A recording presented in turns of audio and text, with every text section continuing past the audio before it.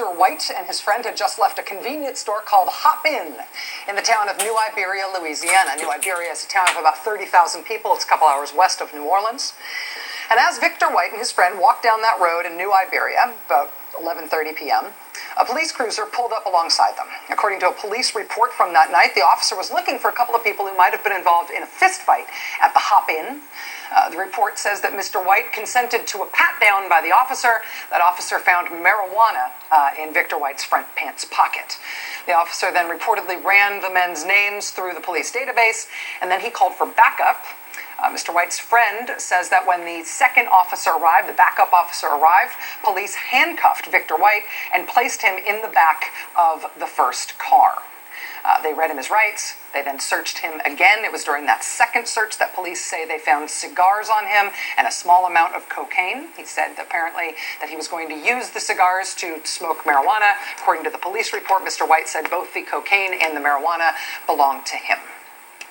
Police officers dismissed Mr. White's friend. They said he could go home. He walked back home, but they kept Victor White. They drove Victor White to the sheriff's office for further questioning. And what happened next is very unclear. Much of this story is unclear.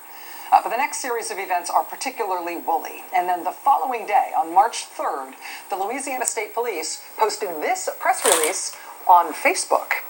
It says, quote, "Once at the sheriff's office, Victor White became uncooperative and refused to exit the deputy's patrol vehicle. As the deputy requested assistance from other deputies, Victor White produced a handgun and fired one round, striking himself in the back. Victor White was then transported to a local hospital by ambulance where he was pronounced dead from an apparent self-inflicted gunshot wound." An apparent self-inflicted gunshot wound. After he'd been searched twice, he miraculously still somehow had a gun on him or found one in the police car, and then he used that gun to shoot himself in the back while he was handcuffed. Victor White's parents tell NBC News that when they arrived at the police station, they did not know the circumstances of their son's death. Victor White's father is a Baptist minister. He tells NBC when he was finally led into the morgue, he performed last rites on his son. He also says he was not allowed to view his son's body below the chin. Local headlines in Louisiana that week read, "Man kills himself in backseat of Iberia Parish deputy's car.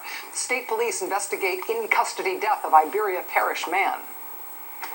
Well, 2 weeks ago, the Iberia Parish Coroner's Office met with Victor White's family and told them that the initial conclusion by police was correct, that it was a self-inflicted wound. In fact, it was suicide by a .25 caliber weapon, according to the coroner, which is important because it's not the .45 caliber weapons that are typically issued to these officers. In a press release yesterday, the coroner said this, quote, "The manner of death is suicide." The coroner says his office has a policy of not releasing details on deaths by suicide to the public, and so there's been no public release from his office of that full autopsy, but that full report has now been obtained exclusively by NBCNews.com's investigative unit. Reporter Hannah Rapley got that report by way of pictures taken by Victor White's family. They photographed it page by page and sent her these photos. And it's a complete report, and the NBC News can post it, but the takeaway here is that some of this report directly contradicts what the Louisiana State Police said back in March.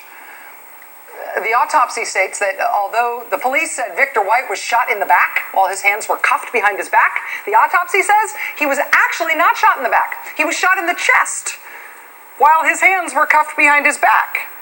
The autopsy says the bullet entered his right lateral chest and exited under his left armpit. So think about that for a second. He's handcuffed with his hands behind his back, and somehow he obtains a gun in the back seat of that squad car, even though he's been frisked twice.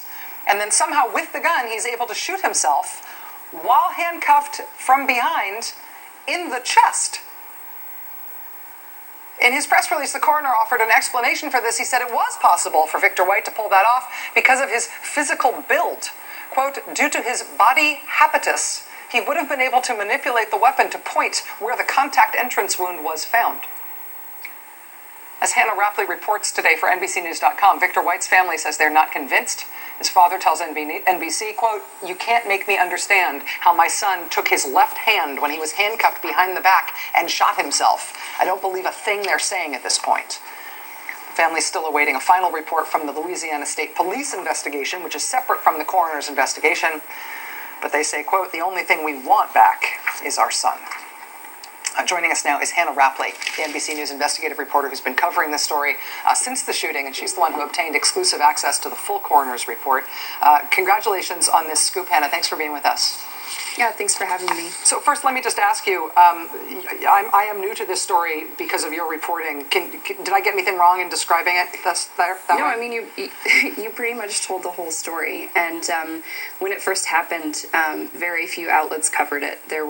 As you noted, there were a few sort of blotter-like items in the local press. But and I started reporting it that same month. But because there were so many questions and so few public documents available, I had to spend the next 6 months now trying to get as many documents as possible and speak to as many people that knew him as possible. Can you explain the term the coroner is using here and what that argument means? Body habitus, the idea that Victor White's body habitus somehow enabled him to fire a bullet into his chest while his hands were cuffed behind his back. From the coroner's perspective, what does that mean? Well, I'm not quite sure because I was never able to get an interview with the coroner's office.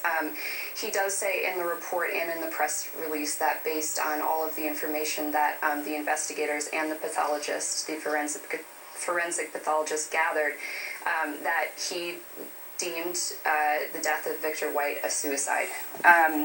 One thing that particularly struck me about the report was that the coroner noted that Victor White had lacerations on the left side of his face. Early on in my reporting, the Iberia Parish Police Department told me that he had not been involved in an altercation with police that night. And the friend that I interviewed that was with him the night that he was stopped also said that Victor didn't have marks on his face. So that seemed to imply to me that maybe there was some type of altercation, but it's not clear.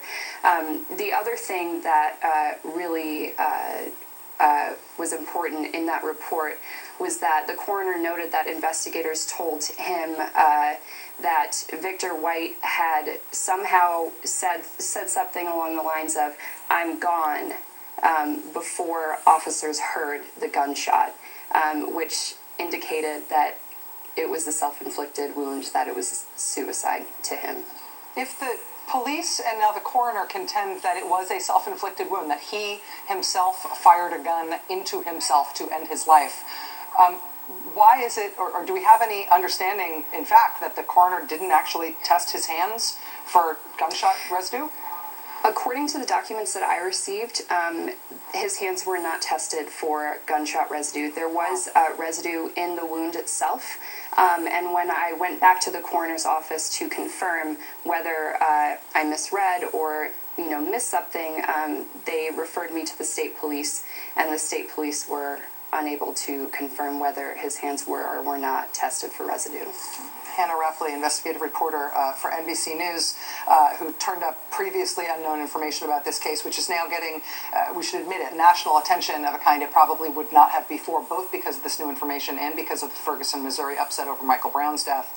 I want to thank you for walking us through this, Hannah. Thank you.